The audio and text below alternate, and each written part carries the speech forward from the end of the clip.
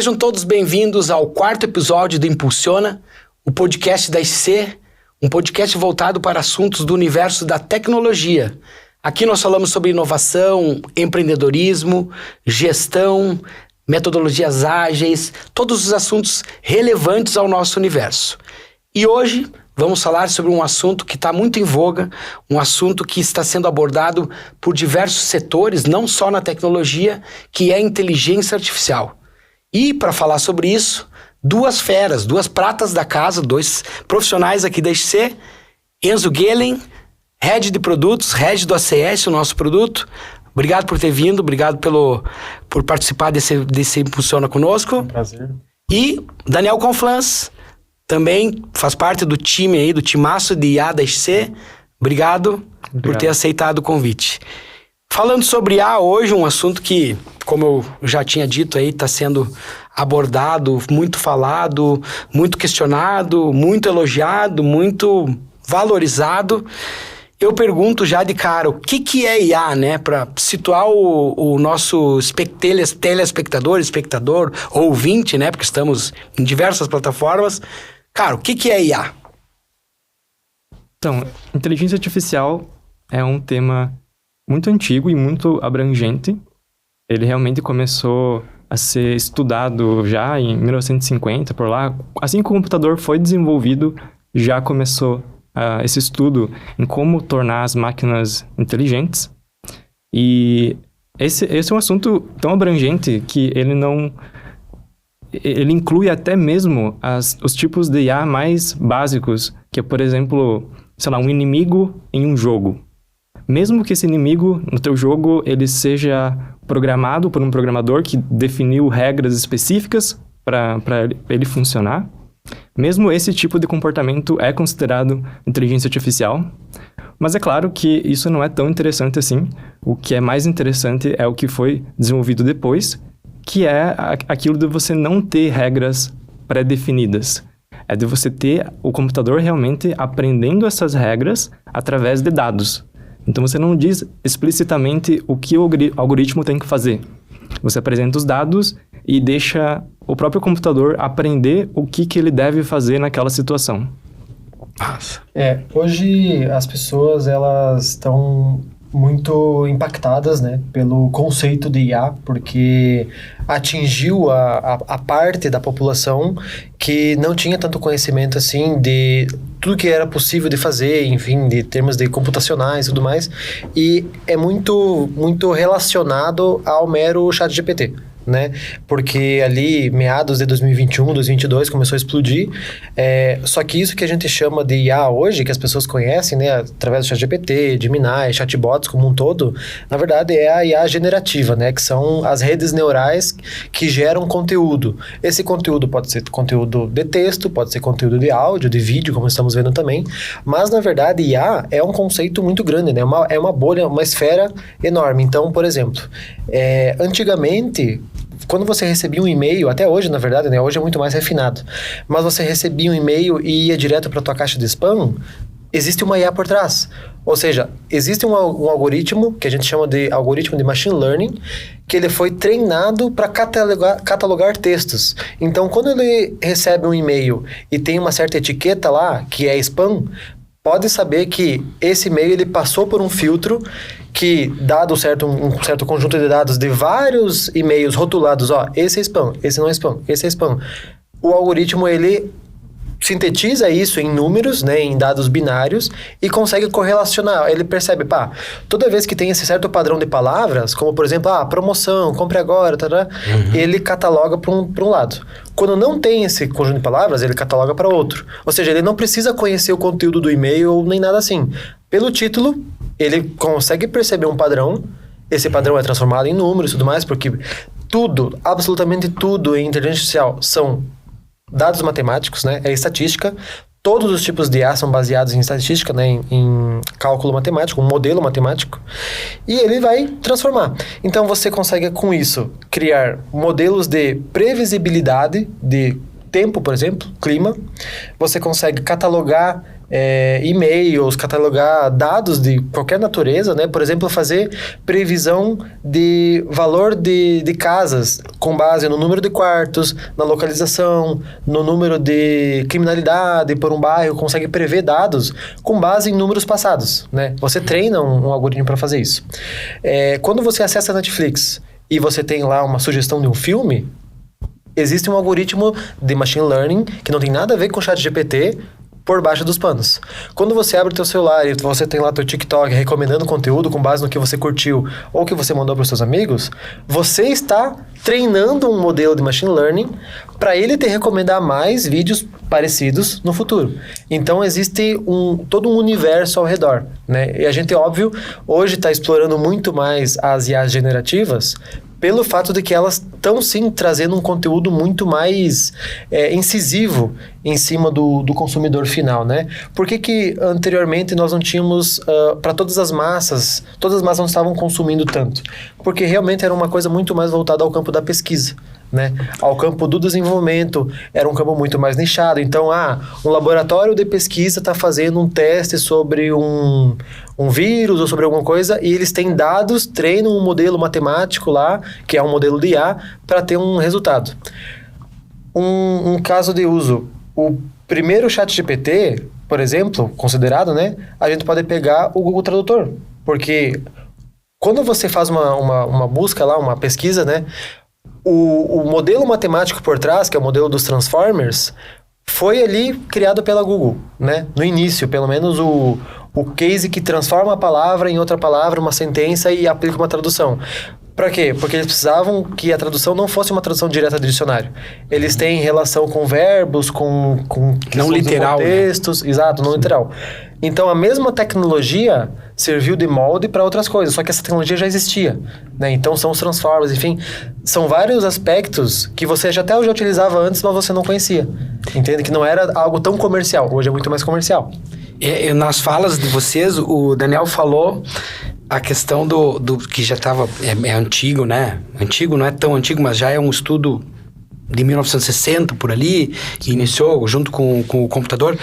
E aí eu fiquei ouvindo aqui e me dei conta de várias coisas. Por exemplo, e lá por 2008, 2009, iniciou-se o processo de remarketing no marketing digital ali. E aí, às vezes as pessoas que não tinham tanto conhecimento, elas estavam procurando alguma coisa lá na internet e daí iam acessar outro site e vinha uma promoção daquilo que elas tinham buscado. Meu Deus, é uma obra divina, né? E nada mais era do que uma ferramenta de machine learning dizendo assim, esse aqui é um homem ou uma mulher buscando esse conteúdo, ou esse tema, ou esse produto, então ele buscou mais de uma vez, então eu vou entregar para ele uma oferta aqui, porque alguém lá tem a oferta e me pagou para eu entregar essa oferta aqui. Exatamente. Né? Uma outra questão que o Enzo falou da estatística, né?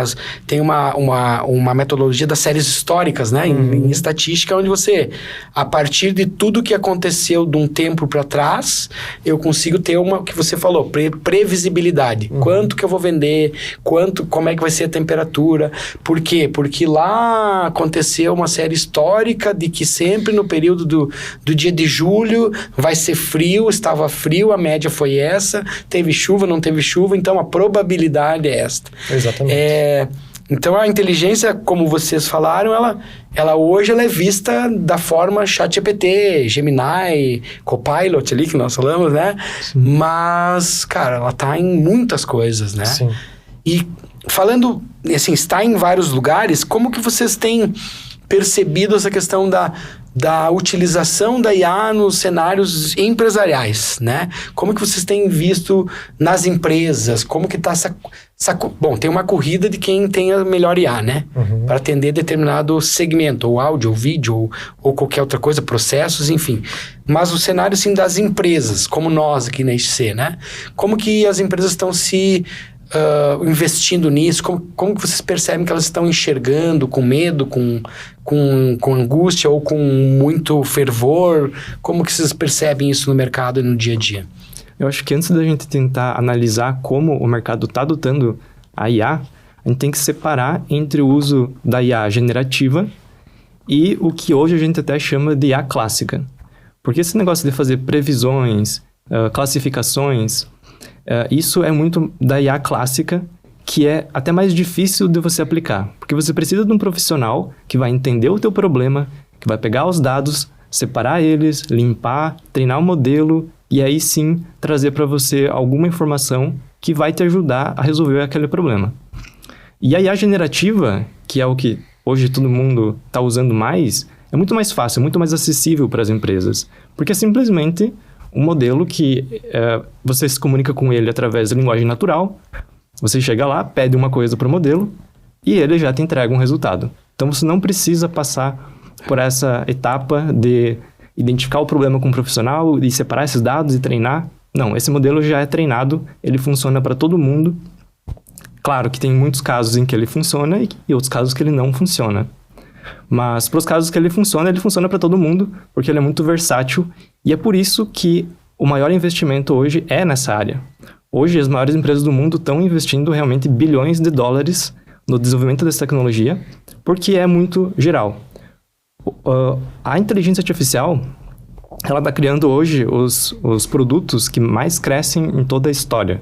Então, o ChatGPT, ele teve um crescimento muito maior do que redes sociais, por exemplo. Porque é uma tecnologia que todo mundo brilhou o olho quando viu ele a primeira vez e continua cada vez mais. Até as pessoas que estavam duvidando ali, que acham que o ChatGPT não serve para nada, que só produz alguma coisa genérica, já estão percebendo que não. Ele realmente traz um valor muito grande, é muito fácil de usar e as empresas estão tendo que usar. Por exemplo, programação. Programação é uma área que hoje o desenvolvedor que não usa IA para trabalhar, ele tá se sabotando, né? Não está utilizando para o seu benefício próprio no sentido da construção, né? Que também é bom, é importante falar desse detalhe, né? Que o uso, ele também tem que ser um uso sensato. Sim, né? sim. Nós vemos vários casos que não deram tanto certo porque eles não foram usados de maneira sensata.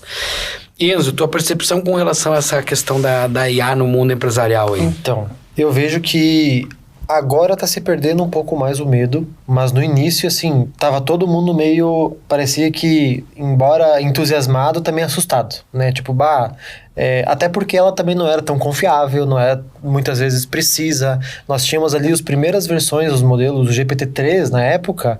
Cara, você usava e, legal, ele era muito mais uma brincadeira do que um negócio sério, realmente. Você não tinha também tanto acesso às APIs, coisas que hoje as empresas estão utilizando para montar seus próprios laboratórios, seus próprios cases de IA, não era nem acessível, não era caro, não era tão útil assim, e agora o pessoal está percebendo, viu, eu preciso colocar IA no meu negócio. E muitas vezes é assim, alguma coisa que não precisaria ter IA, a pessoa está injetando IA, né? Isso acontece também no mundo do desenvolvimento. Por exemplo, que nem o Dani falou, cara, lá no início, eu lembro que até mesmo aqui na empresa tinha assim um olhar assim, mas vocês estão usando o IA para desenvolver, mas vocês têm certeza do que vocês estão fazendo, como é que está sendo, para tomar cuidado, para o que realmente tá sendo colocado aqui, né, na prática, o que de repente a IA tá sabendo dos projetos, dos códigos, enfim. E hoje é muito mais, cara, aproveita e faça porque se percebeu que é algo muito mais bobo, digamos assim, porém com um potencial enorme, como você disse, sabendo usar. Então é aquela coisa, se eu não tenho domínio de um assunto e vem o meu gestor e me pede para entregar um relatório, me pede para entregar um trabalho, e eu vou lá e eu me apoio completamente em cima de uma IA e entrego para ele, nem eu não tenho certeza do que eu estou fazendo, cara, é a receita para o fracasso. Né? Uma coisa que nem antes do podcast a gente tava trocando uma ideia, que nem os meninos ali que você mencionou fazem. Gerar ideias, fazer um brainstorming, né? Antes de você bolar alguma coisa, cara, tá tudo certo. Você usou IA? Sim, eu usei IA. Só que eu não dependi o meu trabalho de IA. Eu usei ela para acelerar o meu processo criativo, que iria acontecer de qualquer forma, mas para justamente eu estou otimizando o meu trabalho. Eu não estou delegando responsabilidade para uma IA fazer, até porque senão, para o meu patrão é muito mais fácil eu colocar então a IA para fazer todo o meu trabalho do que me pedir, entende? Sim. Então, existe essa necessidade do uso consciente, que muitas vezes as pessoas vão ficando mal acostumadas e, eu pedi uma coisinha, ela respondeu, pedi outra coisinha, ela respondeu.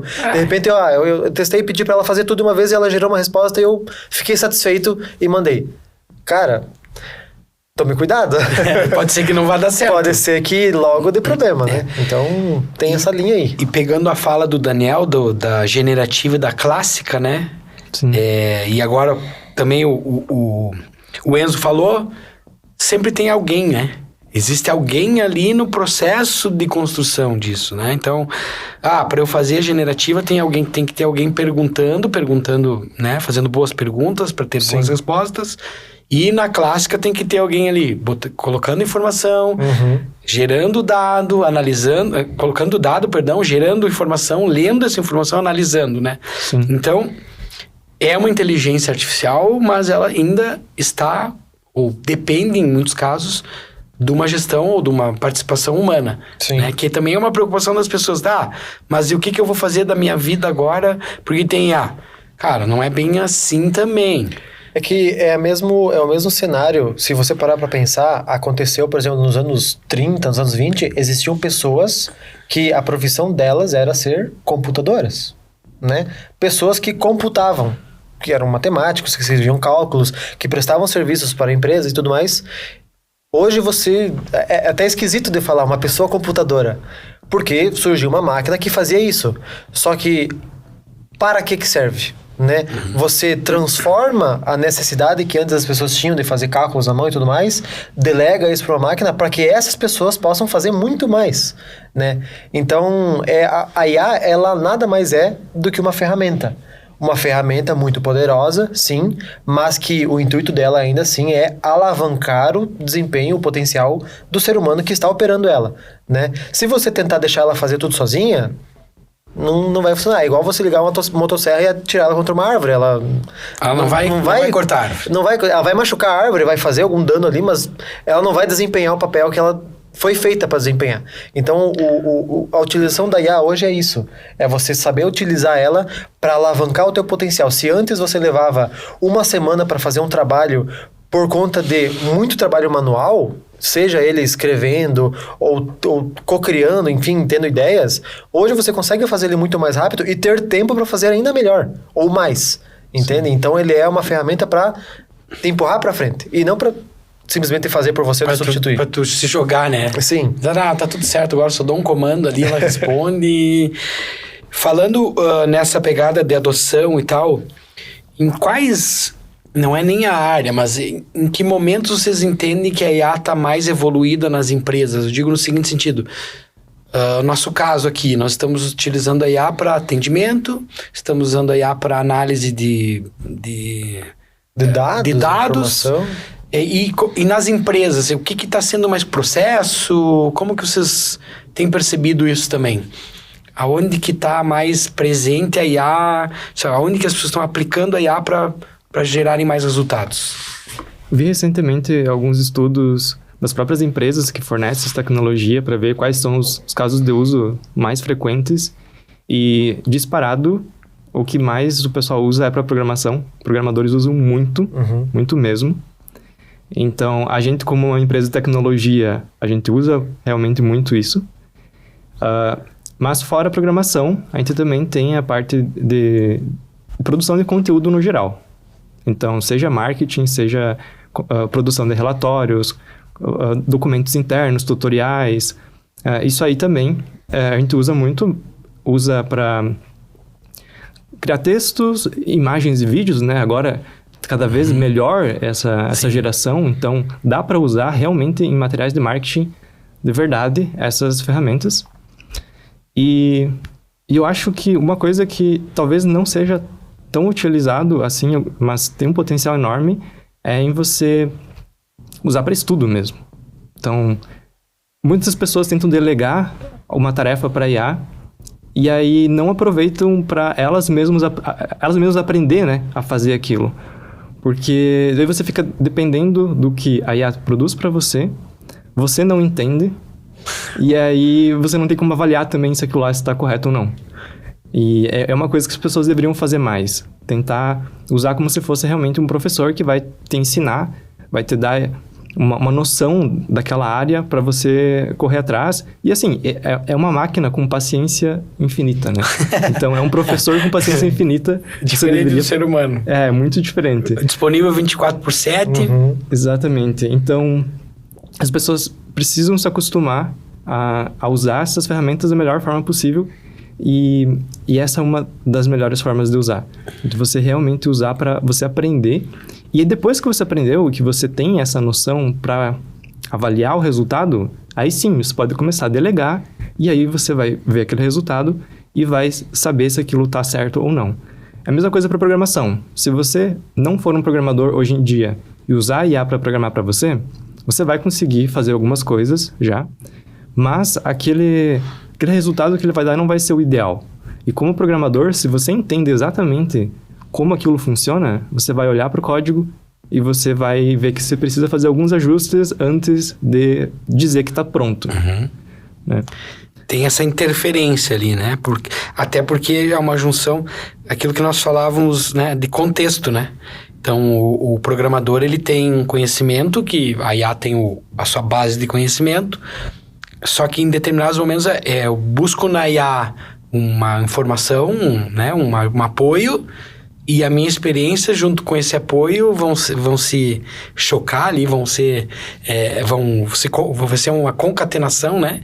E aí eu vou chegar a um ponto, não, peraí, faz sentido até um certo ponto aqui, eu acho que eu posso inserir mais alguma coisa que vai sair diferente, porque o contexto é o que ela não tá vendo, né? Sim. Você manipula o resultado dela para justamente adicionar a humanidade que falta, o lado humano, né? O toque final. Você vai dar aquela polida no final. Eu vejo que as empresas talvez hoje não estejam ainda tão maduras para a utilização. Claro que, por exemplo, empresas de software adotaram muito mais cedo porque justamente saiu muito mais cedo voltadas para software, era muito mais direto, né? Ali a OpenAI, ela inclusive antes dela ser fechada, ela tinha como se fosse uma API aberta, ela era uma empresa de código aberto, open source, voltada para a comunidade, então estava mais intimamente ligada a desenvolvedores, né? Os modelos, tipo assim, o ChatGPT, ele nasceu no modelo, o GPT-3, né? Tinha o GPT-2 antes, enfim, que eram modelos ali usados para conversação, né? Foram evoluindo, enfim. E aí já logo nasceu o GitHub Copilot ali, que foi um boom, 2021, 2022, eu acho. Os desenvolvedores começaram a adotar porque ele, cara, era uma coisa muito boba. Mas quando você está escrevendo código, muitas vezes você está escrevendo um código que ele é repetitivo várias vezes, porque na programação você tem que declarar tudo para o computador e muitas vezes você se repete por necessidade, né? E aí o que ele fazia? Você ia escrever um comando que era muito óbvio, muito repetitivo, e em vez de tu ter que escrever todo o comando, ele meio que sugeria o autocomplete.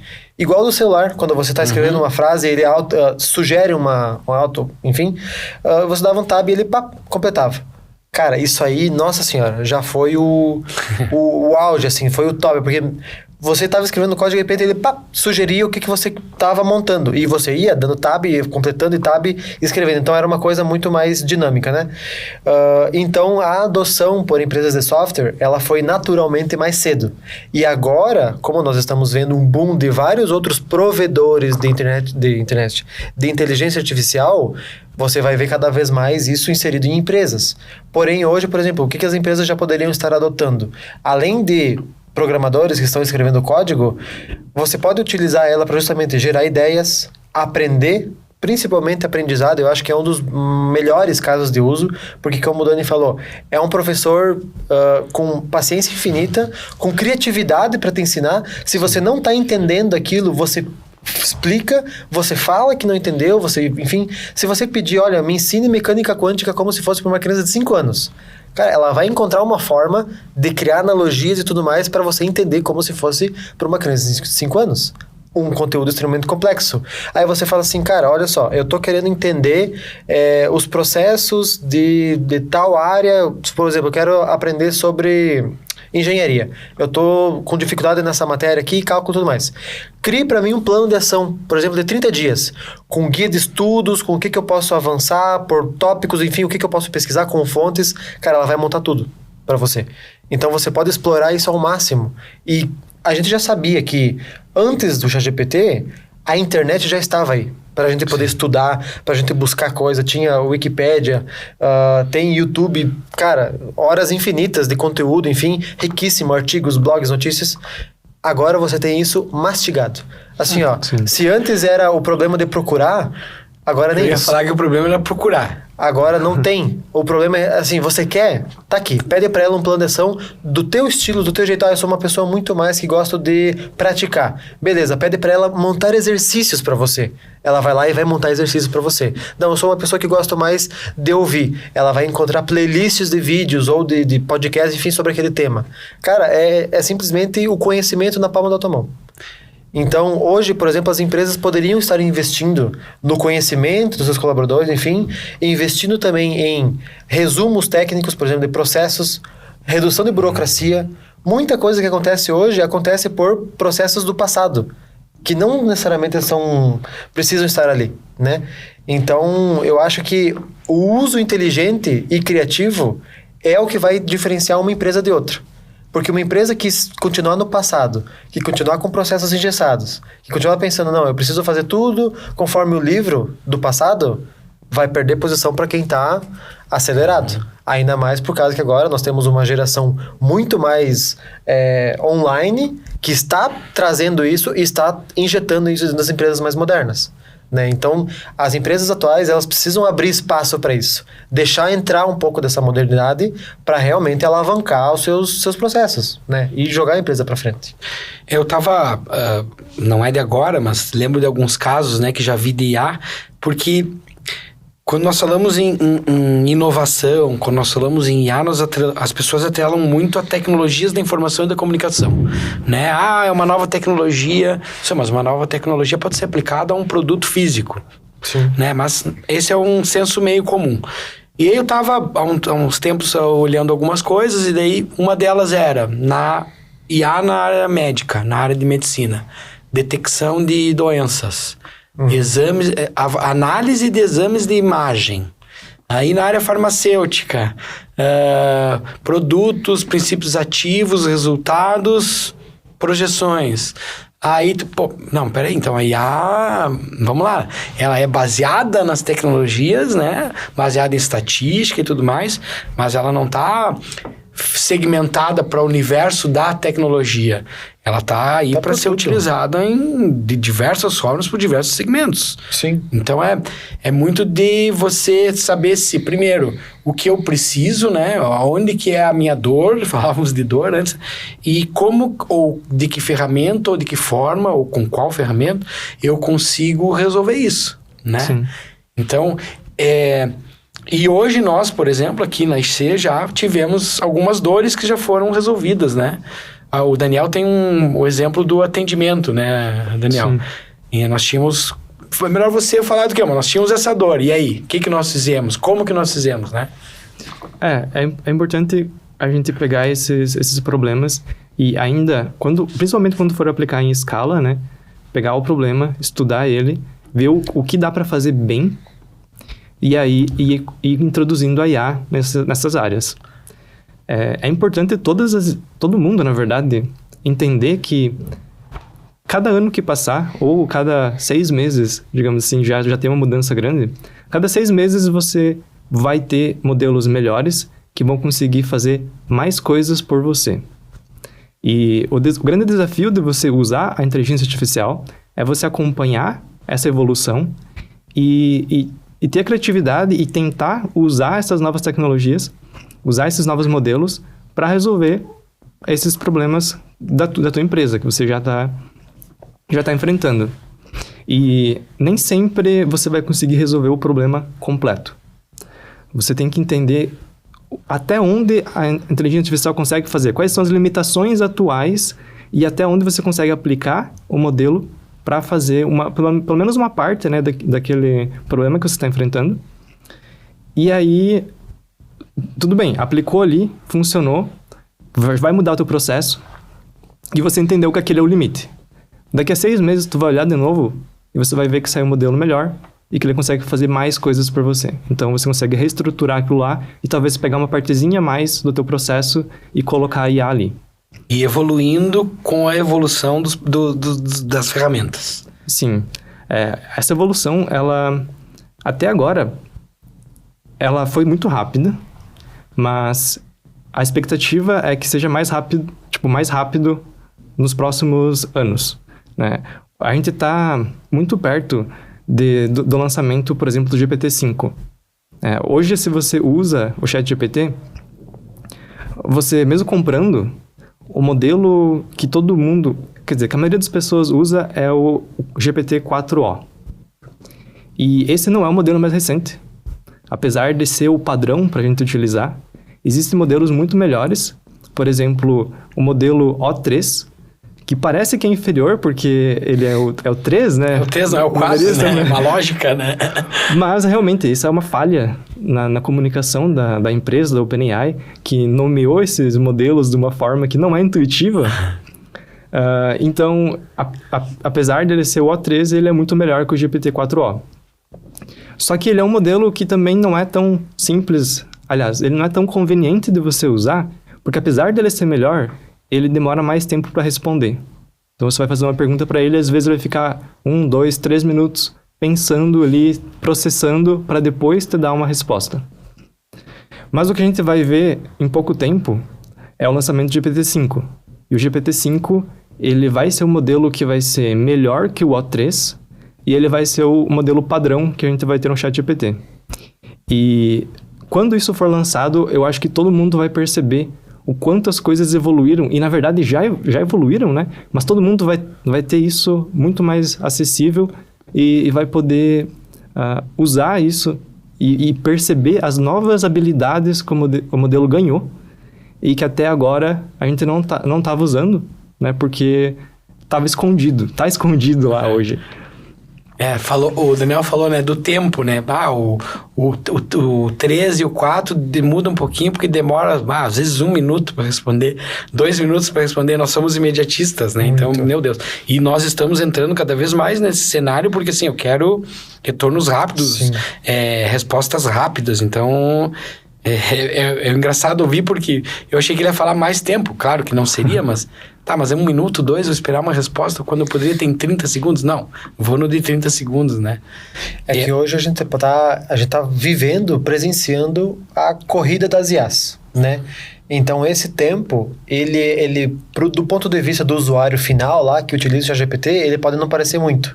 Só que para os produtos que estão consumindo o ChatGPT por baixo, ou outros provedores, esse é um tempo, muito alto. E aí faz com que eles optem por modelos, às vezes, mais leves, mais baratos também, mas que vão entregar um pouco mais rápido. Porque por baixo você tem APIs, você tem sistemas que estão ali conversando, chatbots com o usuário. E aí, quando você está falando de chatbot para um usuário, uma página que deveria apresentar uma informação... A gente não quer ficar esperando 5, 10, 30 segundos numa página. A gente quer um negócio na hora. Quando você acessa um site ou uma coisa e que vai ter um conteúdo gerado por IA, você espera que o conteúdo já esteja lá. Então, se ele for gerado e levar 1 minuto, às vezes tu vai perder o cliente. Então, a OpenAI, né, a provedora ChatGPT, a Anthropic, o Google com a Gemini, enfim, vários outros, estão nessa corrida para entregar o modelo mais inteligente, mais barato possível e mais rápido. São 3 vertentes e que uma normalmente diminui a outra, né? Se você quiser um modelo inteligente e barato... Não, pode ser que não seja rápido. Exatamente. Então, cada alternativa, ela tem usos específicos. Então, por exemplo, nós também, hoje, cara, desde que a gente lançou a IA ali do ACS, eu acho que a gente já passou por uns 4 ou 5 modelos distintos, né? A gente começou com um... Durante a fase de testes, de prototipagem, que era o modelo atual, e daí, não, funciona bem legal, tudo mais. E aí, antes da gente lançar, mudou, teve uma atualização de todos os modelos, e daí as concorrentes, né, as empresas que estão desenvolvendo outros modelos de IA vão lá e se apressam para também lançar os delas, e daí a gente trocou, e de repente a outra lançou outro, e a gente, esse aqui tá ainda melhor. E aí lançamos. E aí, de repente, percebemos, peraí, podemos melhorar ainda mais. E o bom é que quem se beneficia dessa guerra, dessa briga, são os produtos finais que consomem. Porque, cara, para muitas empresas de IA, elas estão operando prejuízo. estão só comendo dinheiro do investidor ali porque justamente precisam entregar uma solução porque o hype está comprado. As empresas, as pessoas, os produtos, tá todo mundo apostando as fichas. Então agora eles têm que sustentar isso. E cara, o próprio Sam Altman lá da OpenAI tweetou uma vez que o ChatGPT Plus, que é, cara, não sei quantos dólares por mês, ele não se paga. Ele não se paga, mas eles precisam cobrar porque tipo, é o limiar entre a pessoa pagar pelo produto e usar. Só que do ponto de vista estratégico da empresa, não se pagaria. Só que eles usam como uma estratégia de marketing, de receita, enfim, para atrair pessoas, para usar. Mas, cara, tem muitas coisas ainda para acontecer. Porque cada vez mais players muito grandes como Microsoft, Google, OpenAI estão entrando e estão querendo o monopólio, né? Sim, eu vou só voltar na fala do Daniel, porque eu achei bem interessante. Ele falou, nós não sabemos ainda quais serão as novas habilidades. Estão falando já com um humano, quase né, como um ser humano, né? Diferentemente do que talvez nós dissessemos um tempo atrás das novas funcionalidades. Então eu quis fazer justamente esse contraponto aqui, porque ele falou das habilidades e não foi falado de funcionalidade. Então nós já estamos até descolando a IA de um produto... Ela é o que você quiser. Já não se fala mais de funcionalidade, porque você implementa a funcionalidade que você quiser. Ou seja, ela te dá habilidades de, por exemplo, raciocínio, que é uma coisa que veio no último ano. Então, antes a IA, ela cuspia a informação ali para você e era uma informação assim que, quando ela começava, o primeiro token ali, a primeira palavra, ela mesma não sabia quando é que ela ia terminar. Porque é uma geração até que ela percebe que aquilo que ela mandou fez sentido e ela interrompeu. Tanto que tinha uma brincadeira que as pessoas faziam de pedir para IA quantos R's tinham na palavra strawberry, morango, né? Que são 3 R's. E justamente por ela não pensar, tipo, ela vai tentar fazer o cálculo, só que ela só vai digitar, digamos assim, a palavra depois. Então ela não tem como saber o número de R's antes de escrever a palavra. E aí ela se atrapalhava toda, ela errava, enfim, era bem, bem engraçado de fazer. E isso acontecia em qualquer cenário dessa lógica de você tentar fazer com que ela prevesse qual que é a última palavra que você vai dizer de alguma frase. Tipo, ela não é igual a um ser humano. E aí, o que eles fizeram? Vamos então criar o conceito de reasoning, né? Então ela vai pensar antes uma resposta para depois gerar uma resposta final. E aí, nesse processo de reasoning, ela tenta imitar o processo cognitivo humano. Ou seja, essa é uma habilidade, de fato, que as IAs agora estão entregando para se aproximar cada vez mais. E aí que tá, a gente não sabe quais serão as próximas habilidades que elas vão aprender a emular.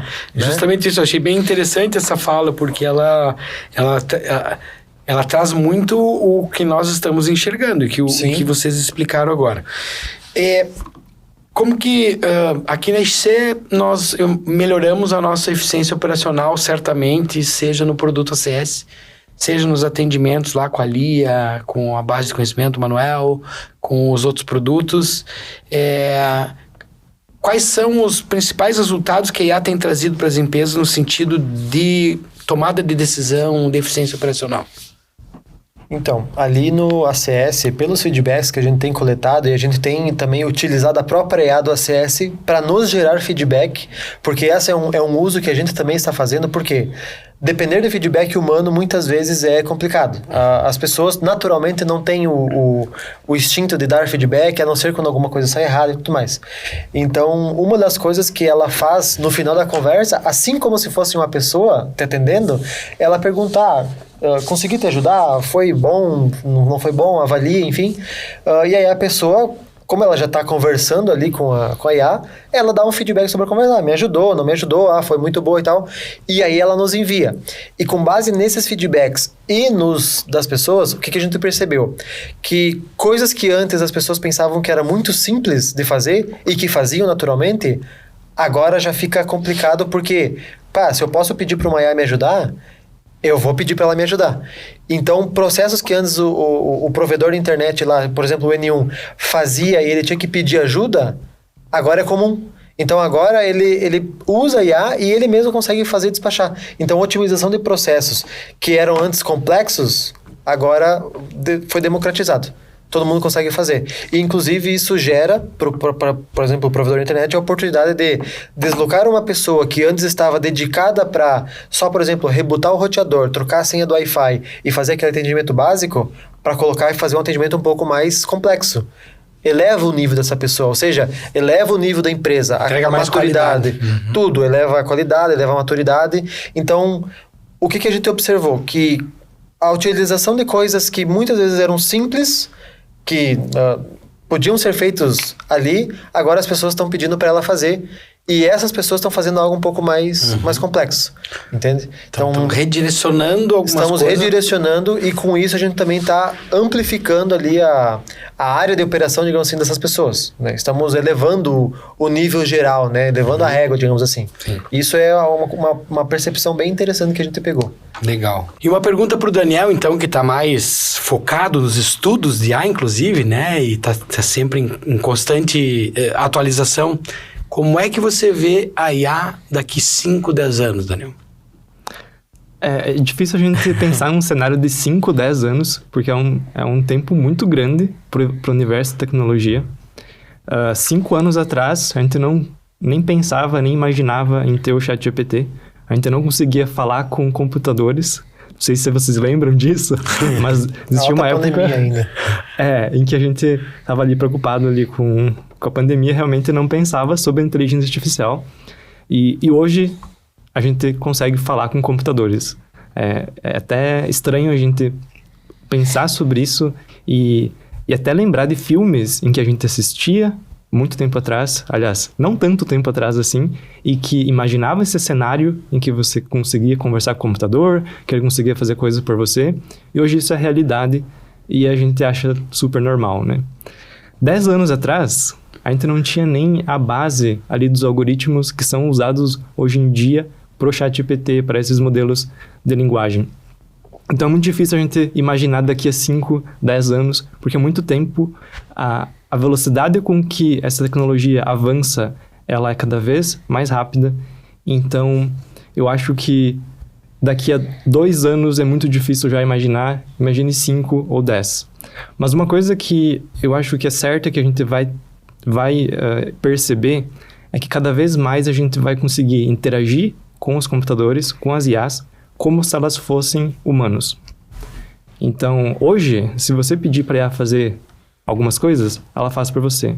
Se você pede para fazer outras, às vezes ela te engana que está fazendo e meio que não faz, na verdade, de fato. Igual algumas pessoas.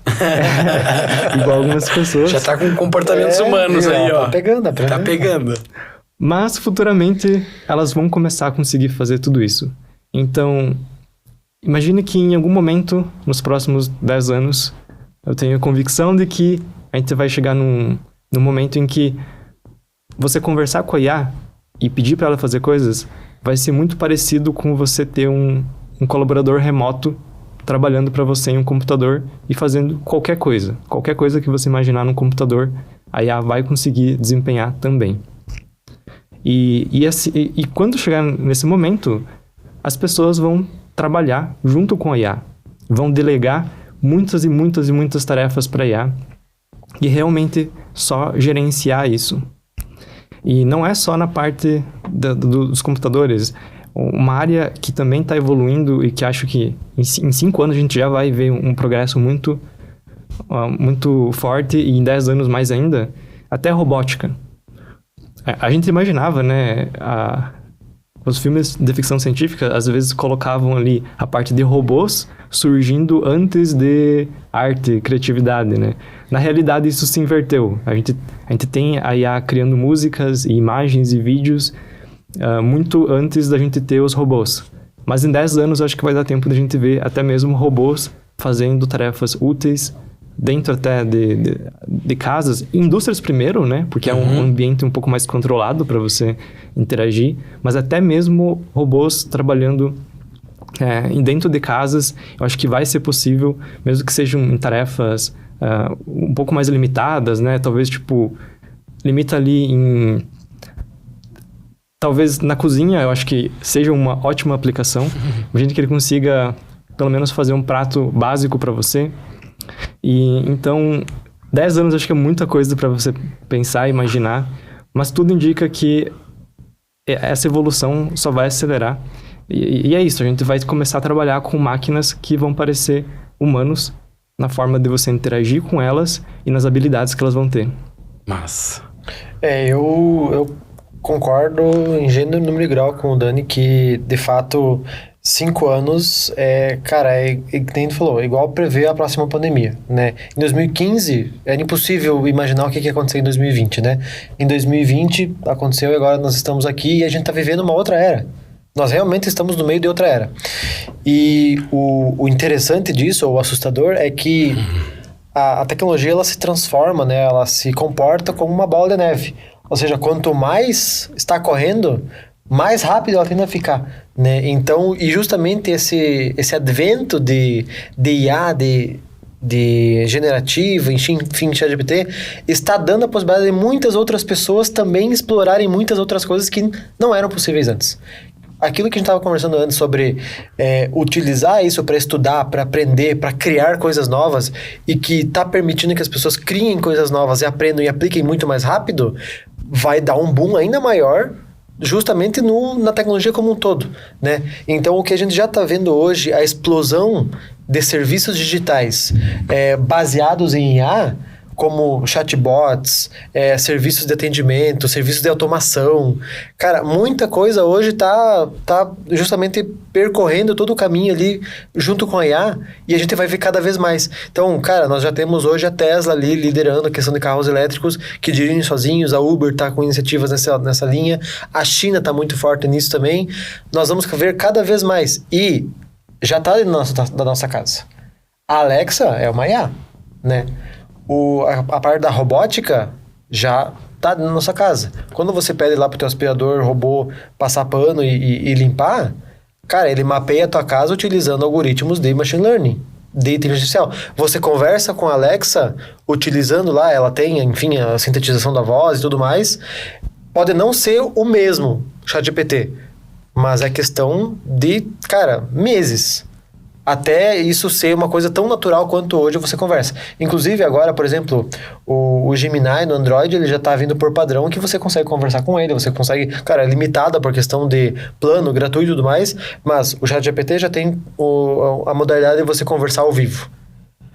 O Gemini já tem. A Siri da Apple também tem. Então, a parte de conversação ao vivo, pedir coisa e ter aquela troca, o feedback em tempo real, que é uma das partes mais humanizadas do negócio... Já tá aí, tá sendo desenvolvido, beleza, mas já tá, o público final já tá à disposição. Então, a questão de 1 ano, a evolução disso, a gente sabe que é muito forte, porque a gente viu a evolução do ChatGPT em 1 ano, e a gente sabe que cada vez tá mais rápido, até pela questão da corrida, concorrência. Então, assim, 5 anos, cara, é muito difícil. O que a gente pode garantir é que, cara, realmente... A vida como você conhece hoje, de fato, não vai ser. Assim como há 5 anos atrás, a vida era bem diferente. Sim. Por, obviamente, vários fatores. Mas em 1 ano eu vejo muito mais essa questão. A robótica estando mais presente. Se hoje você vai lá, compra um robô aspirador, que a função dele é mapear a tua casa, aspirar e passar pano de forma inteligente, você vai ter... Daqui a pouco um robô que ele tem um braço articulado, ele tem uma operação um pouco mais, como é que eu vou dizer, humana, digamos assim. Não necessariamente em 1 ano ou 2 a gente vai ter realmente um humanoide lá que é uma diarista, que faz o trabalho de uma diarista, que vai lá, limpa a tua casa, esfrega, tudo mais. Mas isso está muito perto.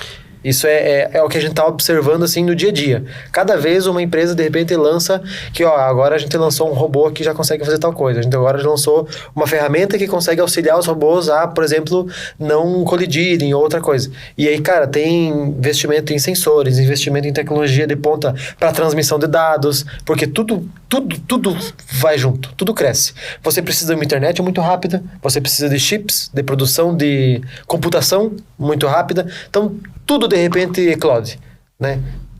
É isso que vai acontecer. Vocês tocaram no assunto ali de filme, né? O robô fazendo atividades dentro da casa e tal. E aí eu venho para um questionamento assim. Hoje é regulado, não é regulado? A IA, né? É regulada, não é? Vocês veem que deva haver regulação? Ou a regulação tá em quem usa no sentido do bom senso? Como que vocês estão percebendo esse cenário aí, né? Porque hoje é tudo liberado. vai haver, não vai haver? Como é que... Porque hoje nós vemos... Já enxergamos casos de mau uso. Sim. Né? Por exemplo, clonagem de voz e de imagem para golpe. Tava lendo uma hoje que a pessoa perdeu 300 mil. Porque clonaram a imagem, a foto, a voz e conseguiu fazer uma transação bancária fraudulenta. Sim. Como que vocês enxergam isso diante de todo esse cenário de crescimento, mas também porque abre também um espaço para o mau uso, né? Sim. Isso é fato. Hoje, vários governos, tipo Estados Unidos e China, eles tentam não colocar tantas limitações, porque o objetivo deles é que essa tecnologia se desenvolva o mais rápido possível, sem barreiras. Onde a gente vê geralmente essas leis e regras surgindo é tipo Europa, e aí depois outros países adotam. Hoje existem algumas regulações já, tanto é que quando sai uma funcionalidade nova, um modelo novo, às vezes na Europa ele demora 1-2 meses a mais para ser lançado lá, por causa dessas regulações. Então, tem toda uma história de política de dados, onde que os dados precisam ficar realmente, fisicamente, né? Onde eles precisam ficar guardados. Armazenados. Tem que ficar na Europa. Aí tem a parte de proteção desses dados ali, toda a parte de regulação. Então, isso é uma coisa que alguns países estão adotando, outros não, e tem a ver com a estratégia do país. Eles querem ser, pioneiros nessa tecnologia ou não. Mas eu acho que sim, é muito importante que existam essas regras. Essas regras, às vezes elas nem precisam muito existir especificamente para IA, porque elas já caem em outras leis que não são para IA, mas que, clonagem de voz, ok, fraude, estelionato, né? Então, é só uma ferramenta diferente para você aplicar, fazer esses crimes que já tinham uma lei para isso, né? Mas essa parte de confidencialidade de dados, de você controlar como que a IA está tratando esses dados, principalmente como ela está usando esses dados com outras ferramentas, porque não é só que a IA vai receber teus dados, ela vai, às vezes, enviar para outros lugares. Então, ela pega os dados, trata, envia para outros lugares e a gente vai ter cada vez mais sistemas integrados. E aí, para onde que vão esses dados? Então, isso é uma coisa que eu acho que vão existir leis para cuidar disso. Mas uma coisa que eu estava pensando recentemente também é sobre a IA se passar por humanos. Hoje nas redes sociais você já tem esse problema. Sim. De você não saber se algum conteúdo ele é real ou não. Se a pessoa é real, se o influencer é real ou não, né? Sim, e hoje eu acho que não tem uma regulação ainda que obrigue, por exemplo, empresas a dizer, olha, estou usando IA, você está conversando com uma IA, mas eu acho que isso vai ser necessário, porque as pessoas querem saber. Elas querem saber que estão falando com uma IA. Eu já vi esse movimento, não lembro bem agora, mas agora que você comentou, eu já vi esse movimento de que deve haver a informação de que aquele conteúdo, ou seja ele imagem ou texto, foi gerado por IA. No Instagram eu acho que já tem algo assim. Já tem algo que você tem que botar um rótulo lá para dizer, parcialmente, ou enfim, tem IA desse conteúdo aqui. Para justamente, só que assim, não é garantido, né? Sim. E a gente vai ver cada vez mais isso, inclusive. Digamos assim, a faca de dois gumes, ela, da IA, ela tem esse lado negativo, que você vai ver, sim, as pessoas sendo criativas, assim como elas podem fazer coisas boas e usar aquilo lá para benefício, né, geral ou próprio, elas também vão necessariamente, que a gente conhece, né, a natureza da humanidade, vão usar aquilo pro mal, pra alguma coisa ruim. E aí, cara, você tem hoje golpistas muito criativos já sem utilização da IA. Então agora você imagina o que é possível fazer em termos de engenharia social, de invasões e tudo mais, com o uso de ferramentas muito poderosas dessas, né? Nós estamos nos aproximando para o final, tenho mais duas perguntinhas. Uma é referente assim, o que vocês diriam para o pessoal que está nos assistindo aí, nos ouvindo, e que estão pensando em trabalhar, estão fazendo formação, ou já trabalham e precisam se adaptar à IA? Quais são as habilidades que essas pessoas precisam ter, ou vontades, ou enfim, o que essas pessoas têm que ter para trabalhar com IA? Saber perguntar. Essa é acho que a número 1, que é você ter noção de que a IA ela vai te responder exatamente aquilo que você pedir para ela, né? Então, se você não for capaz de elaborar uma pergunta clara o bastante, né, a IA vai te dar uma resposta que também não vai ser clara, ou não vai ser exatamente o que você estava buscando. E o perigo disso é que muitas vezes você não sabe o que você está buscando. Então, muitas vezes, eu quero aprender sobre um conteúdo, algo assim, e eu vou lá e peço, meio que de qualquer forma, e ela vai me responder. E eu vou assumir aquilo lá como uma verdade absoluta. Enquanto que, na verdade, cara, é muito mais relacionado à forma como você pede, como você pergunta, ou seja, como você elabora o prompt, né? Que, enfim, tem todo um estudo por trás, uma engenharia de como elaborar um prompt bem feito e tudo mais. Existem guias, existem tutoriais na internet sobre o que você deve elencar, sobre como você deve abordar o tema, dar contexto, né, para IA. Mas a principal chave é, assim como você faz uma pesquisa no Google, usando palavras-chave, você tem uma assertividade maior quando você usa as palavras-chave corretas. A IA é a mesma coisa. Ela vai sintetizar as suas palavras e ela vai simplesmente tentar completar aquilo com o que faz mais sentido para aquela frase. Então, até o mecanismo de inteligencial das IAs generativas, ele é muito simples. Claro que, dada a sua complexidade, a sua forma, ela é simplesmente você tem uma frase e ela vai tentar prever qual que é a próxima palavra. Assim como instintivamente, intuitivamente, você vai fazer também. Se eu te pergunto, se eu te falar, a cor do carro é, na tua cabeça, as únicas palavras possíveis são cores. Você não vai pensar numa palavra, a cor do carro é abacaxi, ou a cor do carro é parede. Vai ser palavras daquele contexto. Então, se ela foi treinada com bilhões de palavras diferentes, organizadas semanticamente, aquilo está dentro de um grupo contextual. Se você faz uma pergunta para ela sem pé nem cabeça, ela vai se confundir toda. Ela até vai te dar uma resposta que parece ter sentido, mas ela vai estar seguindo pela tua pergunta. Então, a tua pergunta, em primeiro lugar, tem que estar bem organizada, bem concisa, para ela poder te dar uma resposta de qualidade. Legal. E uma outra coisa é você também usar bastante a IA e entender quais são os limites e o que ela já consegue fazer por você. Eu acho que quanto mais você conhecer a IA e ficar familiarizado com a forma que ela te responde, quais dados ela tem acesso ou não tem acesso. Não faz muito tempo que no ChatGPT foi implementada uma funcionalidade em que, quando você inicia um novo chat, ele não lê só o que você está conversando com ele naquele chat. Ele lê todas as outras conversas que você já teve também. Então, as informações que tu vai colocando ali pro ChatGPT, ele vai acumulando, e aí cada vez mais ele vai fazendo uma conversa ali personalizada para você. Uma inteligência dentro de outra inteligência. Como se fosse uma memória. Isso, para entender o teu comportamento e depois jogar o teu comportamento para o comportamento geral. Exatamente.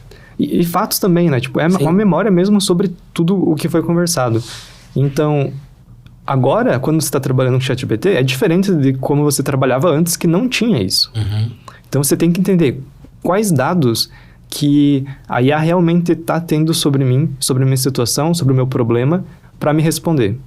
Se você estiver começando a usar o ChatGPT hoje, ou se você desabilitar essa funcionalidade da memória, ele vai te dar uma resposta se você pedir uma coisa. Agora, se já conversou com ele sobre muitas coisas relacionadas àquele assunto, ele vai te dar uma resposta diferente. Então, você tem que entender, o que ele realmente sabe sobre mim, sobre o meu problema, para me responder. E a segunda parte é saber, com esses dados, o que ele consegue fazer hoje em dia? Eu achei engraçado que eu li um tempo atrás, o pessoal falando que o ChatGPT estava mentindo para eles, que conseguia fazer coisas que na verdade não conseguia. Por exemplo, editar um vídeo. Alguém estava lá mandando arquivos para IA, falando, você pode editar esse vídeo aqui para mim? E acontece de vez em quando da IA dizer que, sim, consigo. Vou fazer isso para você, tô fazendo. E a pessoa ficou ali esperando essa resposta, esperando esse vídeo editado, e ele nunca veio. Ela nem tem ferramentas para isso. Ela não consegue fazer isso hoje em dia. Pode ser que, em algum momento, e próximo ela consiga fazer. E aí isso vai mudar. Mas então você tem que conhecer, tipo, quais são as ferramentas que ela tem acesso e o que ela realmente consegue fazer. Massa. Para finalizar, que conselhos vocês dariam para as empresas que estão querendo ou começando a implementar IA nos seus negócios? Explorem, reservem um investimento para teste. Isso é algo bem, bem importante, porque antes de você se atirar de cabeça, você precisa realmente saber o que você está fazendo, né? Então, explorar as possibilidades, explorar o mercado, entender como que as outras empresas dos mesmos nichos, das mesmas áreas estão utilizando, e se não estão utilizando, já é um sinal verde para vocês, de repente, ser pioneiro, né? Então, por isso, explorar bastante as opções, as dores atuais, o que os teus clientes sofrem, como que você poderia pegar insights dessas dores, enfim, e tracionar o teu conteúdo, o produto ou serviço agregado em cima de IA. Então, por isso é muito importante as empresas terem essa, como eu falei antes, essa liberdade para modernizar, essa flexibilização para poder adotar processos, de repente, que incluam a utilização de IA nos seus mecanismos internos, às vezes de documentação, de processos, de operação, e realmente, cara, falar assim, olha, nós estamos utilizando IA e nos tornamos mais eficientes por conta da IA. Isso é o que todo mundo está experienciando, pelo menos. Né? Mas você tem que dar essa oportunidade, esse primeiro passo, né? Essa iniciativa. Eu acho que a minha dica é a mesma. Tipo, você tem que explorar, tem que ver o que ela consegue fazer por você e o que não consegue. Se você acha que ela não consegue fazer, tá bom, vai lá, testa. Vê se realmente ela te traz um resultado que não tem nada a ver, ou se ela consegue fazer. E se ela não conseguir fazer, daqui a 6 meses vai lá e testa de novo. Talvez ela consiga. Talvez aí se consiga. Legal, pessoal. Estamos chegando ao final do 4º episódio do Impulsiona. Quero agradecer aqui o Enzo, o Daniel. Bem legal esse papo. Teria conversa para muito mais tempo. Mas daqui 6 meses, quem sabe, vamos evoluir ainda mais. Daqui a pouco conversamos, né? Brigadão, valeu mesmo, valeu pela parceria. E você, obrigado aí por nos assistir, nos ouvir. Nos acompanhe nas mídias sociais da ICSoft, @ICSoft, YouTube, Instagram.